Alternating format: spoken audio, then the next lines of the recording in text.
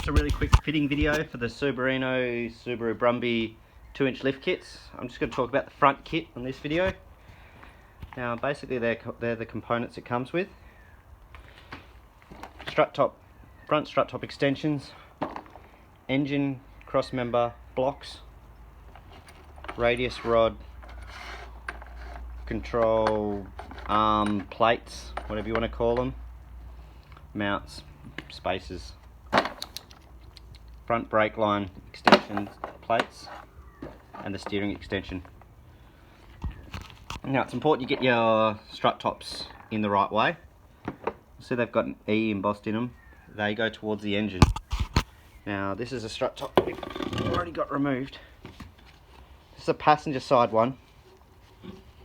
Now you'll notice there's less gap here than here. This is the rear. The one with the smallest gap is the back of the car. The one with the larger gap goes towards the front of the car. So this came out of this car. This would be a passenger one. So the strut top, the E to go towards the engine. Sides on there. Use the factory nuts and washers on there, and that strut top's done.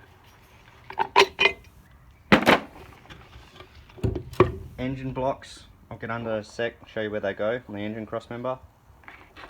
And these are the radius plate blocks. Brake line extension plates.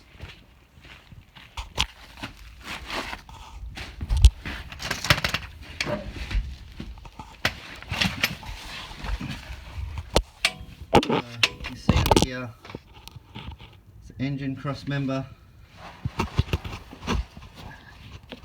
That's the engine crossmember. That's my lift kit block. That's the body that goes between the engine crossmember and the body. Space of that down with those black little bolts.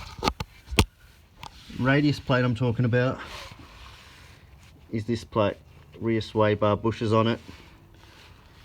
Radius rod or caster rod goes up and goes through this plate as well. You basically got to drop that down. Those mounts are round. All the ones that come out other than this one are going to be round. Round just looked better. So you got one here, one at the front, there's one in the middle. It's really hard to see. Right where the thread, which you can't, I don't think you can see in the video, the thread from that radius rod is, there's a bolt right there. Drops the gearbox down. Also, there's your brake line remounting plates. Use the factory clip on the top, and nut and bolt that's supplied going through your old mounting plate. Now, on the strut itself, you can undo your brake line and pull it out, but then you'd have to re-bleed it, stuff around with your brakes, or you can cut through here, do a slice through there, very carefully with a hacksaw blade, because remembering your brake line will be just there. Bend it out, get your brake line out, bend it back in, straighten it all back up. Nut and bolt your plate on, put your brake line back in, put your clip back in. If you disconnect your brake lines, you'll have to re-bleed it all again and mess around a fair bit. Your strut tops, when they're in, should look like so. So this is a driver's side, so tape it in.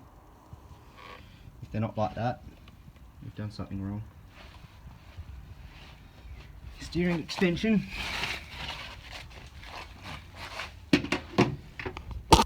Steering extension there, all one piece. Now to get the old one out, if you take off that nut, and there's one underneath you can't see, your old rod will come out with the rubber disc. Loosen that bolt on the uni joint, take that bolt off, you'll find this uni joint will slide up that spline, allow you to get your shaft out, and that'll help you get your new one back in as well. Just make sure you do them all up properly, and also when you slide the uni joint onto this spline, very carefully get it in the right spot. Actual spline has a notch out, and that's where the path of the bolt has to go through. If you don't line that up, you won't get the bolt through. So it's important you get that lined up. Okay, I hope that helps a few people out if you're fitting it yourself at home. And now I'll go through the rear of the kit.